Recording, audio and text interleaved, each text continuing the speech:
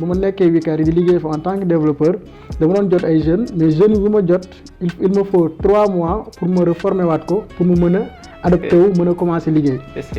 bi ma ni bon qu'est-ce qu'on peut faire tey la mooy avantage u jàng ba pare defaat beneen formation ngir mën a liggéey c'est paradoxal. mu ni léegi c'est quoi la solution foofu nag lañ commencé xaaral. Merci beaucoup alors di leen jaajëfal bu baax a baax donc bienvenue sur votre première émission 100% digital donc on a l'honneur d'accueillir Ousseynou de Xarala donc comme vous l'avez vu l'annonce récemment donc 100% digital c'est une immersion 100% numérique donc on va parler d'actualité digitale di invité ay experts yi nga xamante ni dañuy ñëw waxtaan par rapport ak li nga xamante ni mooy tendance numérique ak digitale bi donc tey dañuy accueillir Ousseynou Xarala alors Ousseynou Xarala souvent damay dégg ñaan Xarala ak Ousseynou kan mooy Ousseynou exactement. bon d'abord merci beaucoup pour l'invitation. maa ngi nuyu ñëpp ñu nga xamante ne ñu ngi seetaan. di remercier aussi Kay Diop pour initiative bi. di la aussi remercier. ci invitation bi nga xamante ni defal nga ma ko tey. léegi bu ñu waxee Ousseynou ak Xarala déjà yaakaar naa suñ ko waxee ñu bëri dañu comprendre moom. c'est un mot en wolof qui veut dire la technologie. Parce que da ngeen dégg yenn saa ñu naan xarala yu yees yi mooy les nouvelles technologies. léegi ñun on vient de loin. Par exemple tey boo xoolee Sénégal problème majeur bu ñuy am mooy nous avons beaucoup de diplômés. Mais peu de gens compétents. c'est-à-dire tey da nga gis benn jeune boo xamante ni def na bac +5 bac +7 am na ay diplômes mais compétence wala lu ñu ko jàngal loolu adapté wul ak les vrais besoins du marché. benn cas bu nga xamante ni moo gënoon frappé moom mooy bu ma nekkee Wikari di liggéey fa en tant que développeur dama doon jot ay jeunes mais jeunes yu ma jot il me faut 3 mois pour me reformer waat ko pour mu mën a adapté wu mën a commencer liggéey. début ma ni bon qu'est-ce qu'on peut faire tey la mooy avantage u jàng ba pare defaat beneen formation ngir mën a liggéey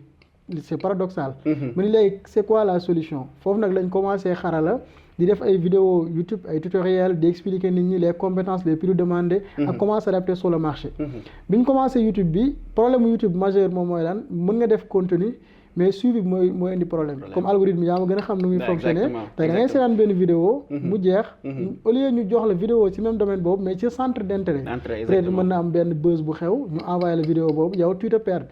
si loolu lañ ni bon pourquoi pas ñu créer benn plateforme boobu dañuy centraliser toutes les compétences xam ne tey da ngay ñëw rek nga ni man marketing digital laa bëgg a def xaar ma dugg fii ni ma jàng marketing digital kii ni développement la def mu jàng développement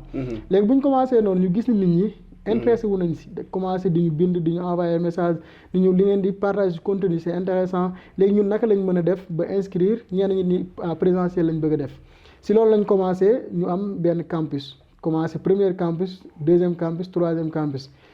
Xarala actuellement sur nos bootcamp nous avons eu à former 600 apprenants pour un taux d'insertion de 87%. Sur la plateforme plus de 20 000 apprenants africains se forment gratuitement parce que 80% de nos ressources en ligne sont gratuites tey mën nga dem ci Xarala jàng benn compétence te doo fay dara. léegi lu gën a intéressant mooy tey boo xoolee Ousseynou man defuma chemin traditionnel normal. c'est-à-dire tey je me suis auto-formé en autodidacte parce que boo xoolee bac arabe laa am. mu defee arabe ba pare bëgg numérique bëgg technologie même avant may def bac commencé woon naa def programmation à l'école parce que j'étais bien en anglais et en arabe 2 langues yooyu laa mënoon après laa jàng français ci par la suite léegi man je me suis formé autodidacte et je me suis dit Ousseynou boo xamante ni jógee na fa sori jàngal boppam la programmation tey mu dem ba siy liggéey bay recruter ay personnes yu siy liggéey kooku dafa war a partager loolu mu jàng pour que mën a aider mën a impacter waxaat jeunes yi vous avez la chance devant vous. tey tout est possible avec le numérique. Machallah donc c'est très bien donc comme bu ñu koy gisee par rapport ak parcours bi comme lu may wax tantôt mooy c'est pas évident parce que déjà boo xoolee expliqué nga ko par rapport ak terme d'expérience aussi en étant autodidacte aussi surtout parce que tey ça motive les jeunes surtout ñi nga xamante ni côté numérique bi parce que boo xoolee dañoo nekk monde boo xamante ni c'est un monde qui bouge parce que moom lu may wax tantôt mooy nit ku nekk. surtout jeunesse bi nga xam te ne bu ñu am Sénégal mooy ku nekk boo jëndee 1000 francs connexion internet war nga si mën a am njëriñ donc tey ji mën a amal njëriñ ba nga mën a say soit créer sa activité wala soit nga mën a def de telle sorte que la personne bi nga xam te ni tey mën nga am benn impact ci société bi mais boo xoolee ce parcours bi macha allah donc on apprécie franchement donc comme ni ñu ko expliqué par rapport ak lépp luy tourner si wàllum xarala donc récemment moi j'ai visité les locaux et gis naa ni loolu maa koy confirmer par rapport ak nombre d'emplois yi ñu fay créer macha allah aussi ak jeunes yi nga xam te ñu ngi fay génn di am ay compétences très très pratiques donc tey jii loolu si côté boobu laay ñëw mooy côté bi nga xamante ni en terme de digitalisation process numérique ak lépp tey jii xarala boo xoolee par rapport ak système bi ngay développé bon boo xoolee da ngay gis ni xarala pourquoi pas mu mun a concurrencer Open Classroom wala soit mu Udemy et cetera donc est-ce que soit loolu mi ngi ci vision parce que tey jii man su ma duggee plateforme xarala damay gis ni en terme d'user expérience c'est une plateforme boo xam te ne tey c'est voilà c'est fluide quoi il y a toutes les informations il y a tout mais en terme d'impact est-ce que par exemple tey fu ñuy dégg ay Open Classroom Udemy est-ce que tamit tey jii en tant que Ousseynou ak tant que CEO de xarala donc yaa ngi siy bàyyi xel pour impact boobu noonu xarala soo xoolee ñun nous sommes très ambitieux super par exemple tey boo xoolee bi ñu soog a commencé xarala nit ñu bëri dañ doon wax dañuy partager naan utiliser xarala parce que c'est a été développé par des Africains wala solution sénégalaise mën leen non ñun amul sénégalais wala africain ñun dañuy développer un produit mondial loo xamante ni tey bu ñu tegee xarala dañuy teg Udemy teg Coursera teg Open Classroom léegi africain bi danaan donc man contenu yu nekk si xarala c'est personnalisé par rapport à mon contexte parce que boo demee tey Open Classroom peut-être exemple yi ñu lay jox en marketing mën nañ la wax benn vieux blanc bu nekk si benn tool fii nga ñëw ñu jox la un exemple concret benn pas boo xam ni yow xam nga ko da nga koy gis chaque jour nga xool pas boobu noo ko mën a jàppalee si marketing digital pour que activité am jëm si kanam ñun loolu moom moo tax beneen bi stop moom mooy ñun bokkuñ ci ñu gëm nii dañoo war a dañ naan bon promouvoir made in Sénégal wala man lu ma gëm moom mooy excellence mooy yow tey booy def dara même bu dee sénégalais nga def ko loo xamante ni dañ mën a concurrencer koo xamante ni faneen la nekk si àdduna bi tey suñ vision boo xoolee commencement bi lan lañ doon def cours en présentiel uniquement wala tuuti en ligne mais tey on a digitalisé 70% de nos formations de ce fait tey boo xoolee suñu audience yi Côte d'Ivoire Burkina Cameroun pays yooyu ñoom ñoo si ëpp tey suñu blog pays bu ëpp lu mu koy visiter mooy France tey boo xoolee blog de xarala suñu xoolee trafic yi sur Google pays bu ëpp moom mooy France pays bu stop mooy Belgique après Sénégal soo am ñëw Côte d'Ivoire donc tey ñun créé wuñ produit juste pour les Africains mais dañuy créer benn produit boo xam ne fii lañ ko créer mais pour un impact global pour impact boo xamante ni pour partout dans le monde la loolu moom moo tax tey comme exemple bu nga joxe digital ak nu mu mën a aider nit ñi parce que man je me dis tey nga xam benn affaire xam ni lii mën na jariñ nit waxoo ko loolu soxor la en fait comme tey ñun lu ñu yàlla may dañ ko war a partager pour mën a changer la vie des gens mais xaral ne se limite pas uniquement ak solution boo xam sénégalaise wala africaine mais solution boo xamante ni c'est une solution mondiale c'est une solution globale mais ñu am benn spécificité moom mooy tey dañ koy tailler sur mesure pour les Africains parce que les autres am nañu opportunité yu bëri ba tey ñoom ñu si ëpp sax soxlaatuñu yenn opportunité yi mais fii nii vraiment y a rien quoi waaw tey par exemple ku judd yenn ci yenn dëkk yi bon Kaffrine nga nekk foofu yow t'as pas de possibilité t'as pas de choix tey nga mën a former dans le digital tey bu nekkee université moo fa nekk xam nga lu mu fa mën a jàng bu nekkee école de formation yu fa nekk ay biotique la ñuy jàngale mais tey compétence pointue yoo xamante ne ñoo lay permettre nga mën a am emploi wala nga améliorer sa niveau de vie loolu ci digital bi rek la nekk quoi exactement très bien en fait comme ni nga ko wax dafa am solo parce que en termes de faisabilité aussi surtout en termes de politique d'ouverture parce que lu may wax tantôt mooy tey ji dafa nekk loo xamante ni ñun que ça soit mi man mi keneen dañ ko soxla parce que tey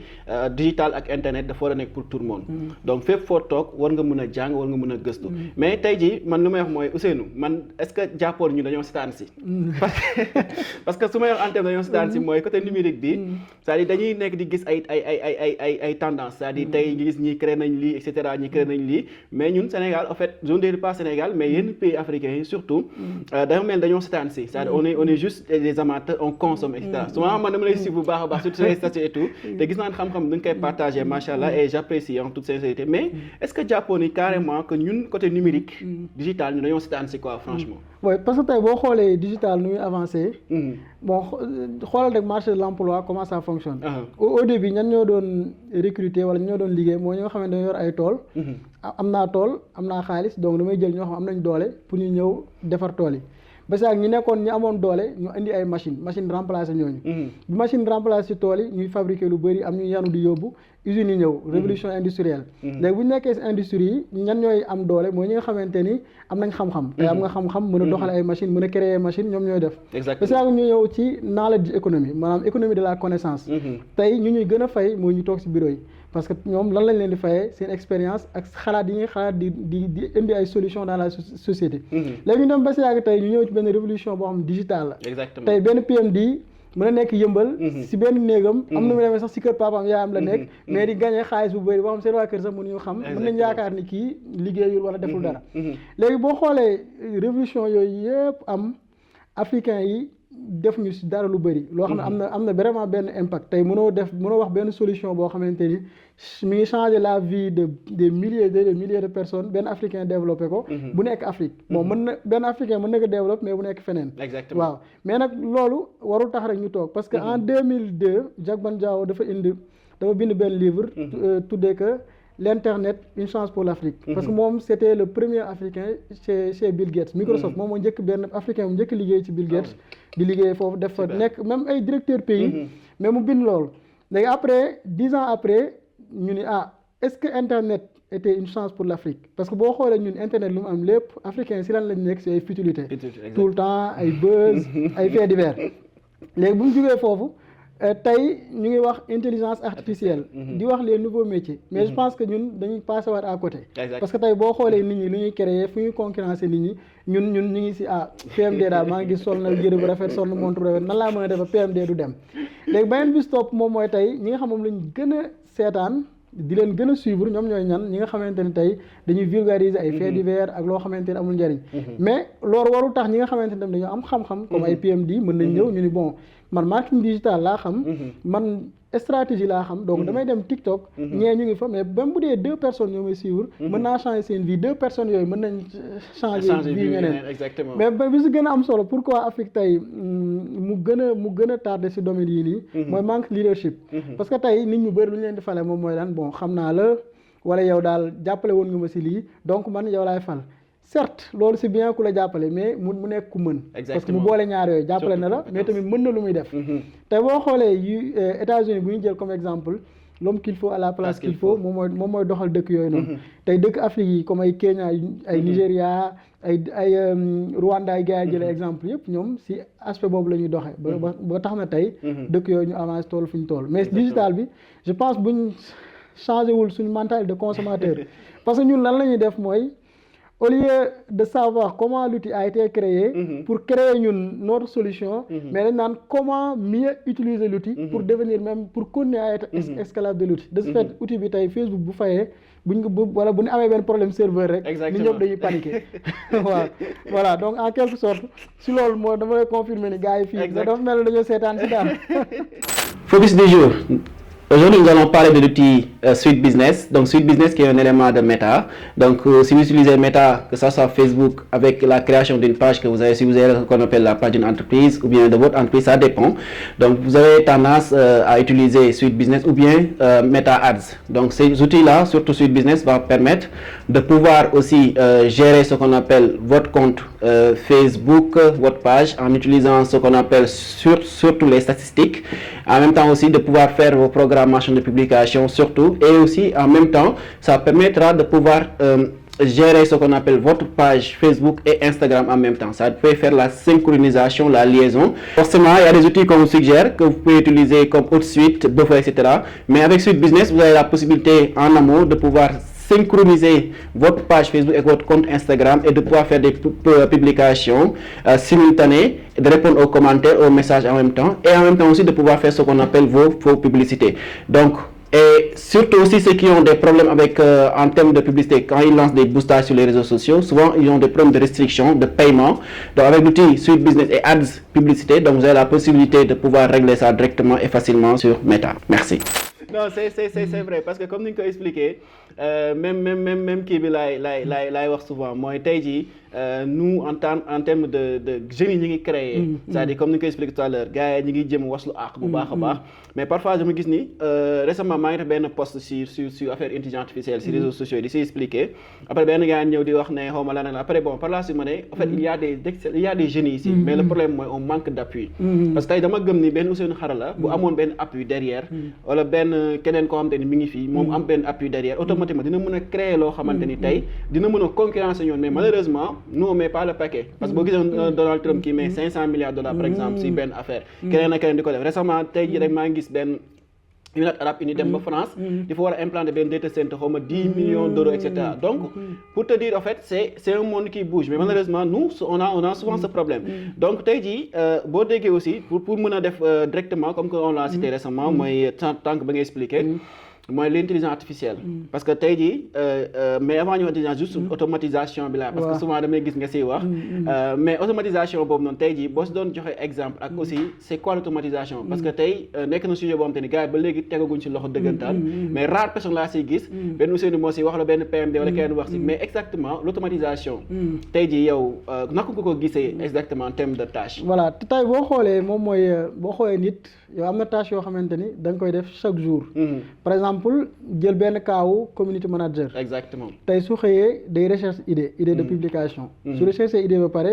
mu def brainstorm mu def quelques lignes ni si lii laa war a réfléchir mu def benn contenu. les contenu boobu mën na nekk benn contenu Facebook. exactement mu convertir ko en contenu LinkedIn. def ko beneen contenu Instagram. donc même contenu bi da koy traduire si différentes plateformes. léegi su paree foofu mu publier ko su publier ba pare mu def suivi bi. léegi loolu soo xoolee community manager bi presque da koy def chaque jour. léegi automatisation moom mooy lan mooy tâche yooyu nga doon def nga jox ko benn machine ni ko léegi robot bi. yow chaque jour soo xëyee. dama rechercher ma idée nga jël idée bu gën a pertinente nga créer ma contenu pour Facebook soo créer contenu pour Facebook pare nga publier ma ko sur Facebook loolu mooy automatisation léegi tey boo xoolee si monde de l'automatisation am ñoo xam dañuy def full automation c'est-à-dire automatisation mooy lépp dañ koy automatiser de A à Z mais am ñoo xam dañ ciy def touche humaine mooy par exemple tey moom créer na contenu pare mais yow da ngay vérifier pour yow nga publier sa bopp loolu aussi c'est important léegi pour nga automatiser la première étape loo xam moo gën a simple mooy yow xoolal les tâches que tu fais toute la journée nga ne man de tâches yi laay def nga xool tâches yooyu yan ñooy les tâches à forte valeur ajoutée yi nga xam ne ñii moom vraiment yow sa présence mënul ñàkk yow yaa ko mën a def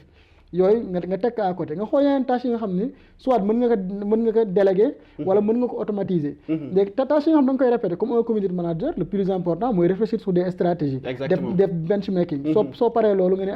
léegi création de contenu bi am naa sama idée def naa lépp donc contenu bi dama koy jox sama automatisation mu créer ko léegi automatisation boobu pour nga def ko y a des outils comme par exemple am na benn outil bu ñuy wax make.com benn outil boobu mën a utiliser am na tamit beneen outil bu ñuy wax Zapier aussi mën nga utiliser léegi ci touche boobu ba nga automatisation bi jël beneen niveau tey da ngay indi li ñu naan intelligence artificielle donc da ngay boole ñaar yooyu mais comme lu ma ko waxee le plus important mooy yow nga lister tes tâches ba pare nga ni tâches yi lay def chaque jour léegi ci tâches yi nii lan moo xamante ni du ajouter benn valeur ci li nga xam ne sama activité la nga jël tâches yooyu nga automatiser ko ak outils yooyu noonu par exemple tey exemple de xarala mos naa dama lancé benn campagne pour ku bëgg ku la orienté ci sa digital wala ban carrière nga bëgg a def affaire yooyu léegi da ngay envoyer benn message WhatsApp benn jour ñu xëy jot environ ay 125 nga xam ne lii bu continuer day ëpp doole ma leen non commerciaux yi mënu leen chaque jour ngeen woote ñi ñëpp ku nekk nga woo xam na laay def ma dem si Make mu automatiser ni que léegi waa ji da nga koy laaj turam santam adresse email am lan la bëgg jàng lan la def formation ak lan mooy disponibilité am léegi su ma joxee information yooyu noonu man damay woo ChatGPT mu nekk benn intelligence artificielle ni que analyser ma réponse bi waa ji jox ma nga xool sama formation yi ma am ban formation moo gën a adapté si moom soo paree nga xool ko nga envoyé ko mail ni que voici votre parcours de formation étape 1 defal lii étape 2 defal lii étape 3 defal lii soo paree yow nga mën a inscrire sur xarala léegi amatul envoyer message répondre message WhatsApp commerce yooyu duñ woote te loolu mi ngi mel na nga jël travail ñaari personne nga jox benn intelligence mu def ko beneen cas moom mooy tey boo xoolee ñun ñu nekk si formation dañuy créer contenu lu bëri par exemple tey support de cours yi yooyu yëpp da nga koy créer exercices yi quiz yi et cetera tey tamit lan la ñu def mooy intelligence artificielle da nga koy jox description cours bi léegi moom moo lay générer quiz yi ak exercices yi xam ne yow da ngay ñëw rek étudiant bi dem passer quiz bi su paree intelligence artificielle bi ak automatisation bi corriger ko jox ko ay résultats am donc mu nekk deux cas yoo xamante ni ñëpp ñoom ñoo ko mën a def domaine boo mën a nekk tey mën nga ajouter automatisation si domaine boobu noonu. Excellent machallah très bien Ousseynou merci beaucoup déjà comme l'automatisation c'est quelque chose man déjà qui me passionne voilà donc moi j'utilise Zapier donc je pense que mais daa mel moo gën a kii quoi mais dafa xaw a technique exactement voilà c'est ça donc en termes d'automatisation donc merci beaucoup léegi bon pour finir pour gën la gën a téye xam naa ni jot bi mooy loolu donc tey jii en fait juste peut-être entre intelligence artificielle donc ngi koy dégg donc sànq rek bi ngay expliqué yaa ngi ko doon wax donc avec l'avènement de ChatGPT boo xoolee moom moo révolutionné affaire yi donc mu nekk benn IA générative OpenAI donc depuis mu ñëw ba pare donc qui bouscule monde IA bi am na yeneen yu xew donc am na Eleven Lab et cetera donc bëri nañ maintenant tey jii il y a récemment DeepSeek mi ñëw donc di bousculer monde IA bi avec ce qu'on appelle les chinois donc tey jii juste benn de façon ramassée loolu IA bi yow loolu na nga ko gisee beneen aussi mooy ban avantage la si Afrique mën a bénéficier wu ou bien aussi lan mooy suñu lan mooy ban su doon dem ba am aspect négatif en Afrique aussi peut-être lan lay doon quoi. waaw tey boo xoolee àdduna bi fu mu toll. par exemple man lu may wax mooy moment unique lañ nekk. tey dañoo nekk benn tournant majeur. mu nekk opportunité unique pour les Africains ñu mën a dabe. comme tey mën nañ dabe ak outils yi. mais avec une utilisation responsable. léegi tey comme ni nga ko waxee intelligence artificielle nekkul lu dul nii tey dañoo jël ordinateur ni ko léegi yow li nit di def am na yoo xam ne war nga ko mën a def. mooy nit day xalaat day jël ay décision day bind texte ñu ne ko léegi intelligence artificielle yow lii nit di def yow mën nga def loolu léegi si intelligence artificielle yooyu noonu bu njëkk dañ ko yamale woon rek ci monde universitaire recherche yi léegi si 2022 si la ChatGPT ñëw mu ñu tuddee que intelligence artificielle générative maanaam tey da nga koy jox ay texte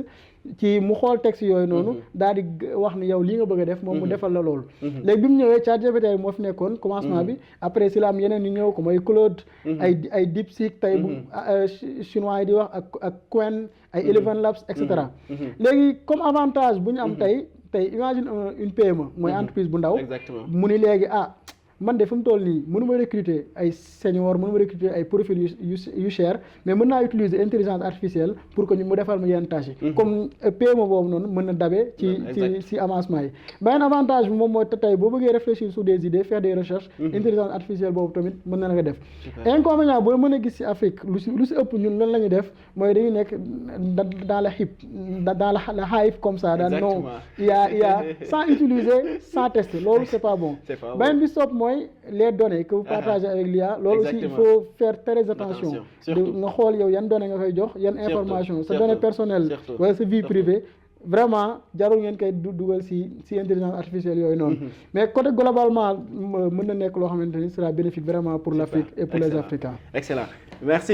Merci beaucoup. Voilà, donc comme Ousseynou, voilà, donc développer nga lu am solo, machallah. Et c'est des choses, des aspects, des tips yoo xamante ni tey jii moi personnellement am na lu ma si jàngat donc je pense que aussi tamit ñi nga xam ne ñu ngi suivre émission bi donc dañ am lu ñu si jàngat lu bëri donc Ousseynou dernière question bi mooy tey jii boo doon joxe conseil par rapport ak monde du numérique bi ak jeunes yeeg ak yooyu noonu parfois damay gis aussi tamit ngay joxe orientation yu am solo c'est-à-dire ñi nga xamante ni soit dañuy def en recherche d'emploi en termes de compétences ak yooyu noonu et tout donc de façon comme ni may expliqué tout à l'heure rek donc mais avant foofu comme ni juste amee lu may apport mooy côté intelligence artificielle bi ñu koy expliqué en termes de DeepSeek ak yooyu noonu surtout man lu may wax tantôt mooy y a ce qu'on appelle l'éducation numérique surtout c'est important parce que tey jii xarala mu ngi koy def donc institut yom ñu ngi koy def donc en termes d'éducation numérique parce que man lu may wax tam mooy on peut parler digital on peut parler de nouvelles technologies etc mais pour man on ne peut pas avancer sans l'éducation numérique on a besoin tous de cela donc tey jii am na solo surtout en termes de protection de données en termes d'information alors léegi seen yow lan ngay tàggatoo ak lan ngay conseiller ñi nga xamante ni tey jii surtout parfois dañuy gis agaan non man maa ngi kii ba sonn et cetera mais tey lii mooy sama problème et tout est-ce que côté numérique am naa si avantage tey jii ñëpp a ngi dugg si numérique ñëpp a ngi dugg si digital bi ñëpp a ngi bëgg a wane seen i talent mais yow en tant que spécialiste expert dans ce domaine de plusieurs années donc lan ngay conseiller parce que am na jeunes yu jaar sa loxo macha allah tey ñu ngi si liggéey ay boîtes yu mag a mag donc lan ngay joxe comme conseil ak pour ñi nga xamante ni dañuy nekk si domaine boobu muy tout. waaw comme ni nga ko waxee même si partie éducation numérique boobu c'est important vraiment tey gars yi ñu yee leen si ñu xam nañu koy utiliser. exactement parce que da ngay gis étudiants yoo xamante ni ñu ngi ba master 2 xamuñ sax nu ñu taalee ordinateur wala nu ñuy bind texte même ay enseignants ay prof yoo xam dañuy jàngale te tey xamuñ nu ñuy utiliser machine boobu noonu te xamuñ tey technologie foofu la toll. tey boo xoolee élèves yu bëri raw nañ seen enseignant si partie boobu noonu éducation numérique bi léegi tey bu nekkee tips koo xamante ni soit da nga bëgg ñëw si numérique bi wala yaa ngi nekk si beneen domaine nga bëgg am ay opportunité d'abord première chose mooy nga changer mentalité on est plus dans la mentalité de trouver un emploi ou de trouver du travail ñi ngi si ce qu'on appelle gig économie mooy économie boo xamante ni tey dañ lay fay nga def benn tâche yow l'essentiel moom mooy lan da nga am compétence valeureuse compétence yoo xam dañoo am valeur comme par exemple tey gérer une page Facebook faire des publicités en ligne créer un site internet loolu moom lañ naan ay compétences soit mën nga def am ay micro compétences wala nga am ay compétences solides wala macro compétences ci domaine boobu noonu léegi boo ko amee ba pare lan lañ lay laaj lu bëri moom mooy awma expérience Ousseynou j'ai postulé plusieurs fois mais on me demande tout le temps de l'expérience léegi expérience boobu noonu mën nga ko may sa bopp dama lay jox 3 tips yoo xamante ni ku ko def mën nga am expérience première expérience moom mooy lan volontariat tey yaa ngi si koñ bi gis nga mairie bi mu ngi fii amul site internet yow nga jàng développement demal nga defar site bi gratuitement nga may leen ko après nga utiliser site boobu noonu ku la wax ne yow ndax am nga expérience nga ni ah site mairie bi mën naa ko defar boobu mooy première mooy volontariat beneen bi stop tey mën nga nekk ci benn association wala benn cause si église nga nekk wala si mosquée nga gis ni ñi war nañ soxla di communiquer sur internet wala ñu am benn web TV yow en tant que digital manager mën nga dem nga ne ah xaaral ma créer web TV boobu di def production yi di ko dugal demee suñ ma laajee la nga def mën leen sama portfolio mi ngi nii beneen bi stop mooy dernière moom mooy tey nga gis projet yu la intéressé comme tey nga ne ah gis naa tey de Orange peut-être seen application bi intéressant na léegi damay def le colonne d'Orange application bu mel na Orange su ma paree publier ko ku ma laaj expérience ma ne ah mosuma liggéey si benn entreprise mais tey def naa lu mel na Orange muy nii ñett yooyu soo ko defee tey da ngay am tips léegi comme lu ma ko waxee lu si gën a am solo moom mooy lan mooy compétences qui ont de la valeur tey on te recrute pas parce qu'on t'aime parce que tu es jolie tu es belle non on te recrute parce que tu sais faire le travail tey liggéey bi nga mën si loolu lañ lay recruter donc loolu laa doon tëjee di remercier Kaye Diop encore une fois di remercier PMD di remercier techniciens yi ça a été un plaisir de partager avec vous merci beaucoup c'est excellent donc Ousseynou di la jaajëfal aussi di jaajëfal déjà de déplacement yombul ak temps bi merci donc comme ni ñu koy expliqué di remercier aussi l'équipe bi nga xamante ni moo nekkoon si ginnaaw caméra yi donc di def liggéey bu am solo di leen jaajëfal bu baax encore une fois donc c'était 100% digital votre émission immersion digitale numérique on va parler d'actualité comme ni ngeen ko gisee de tech d'idées de donner des tips de solutions etc et je pense qu'on a besoin des références comme Ousseynou et merci beaucoup à la prochaine jaa ngeen jëf merci beaucoup c'était tout vous pouvez nous suivre sur toutes les plateformes digitales de Kaye Diop sur Facebook, Instagram, TikTok.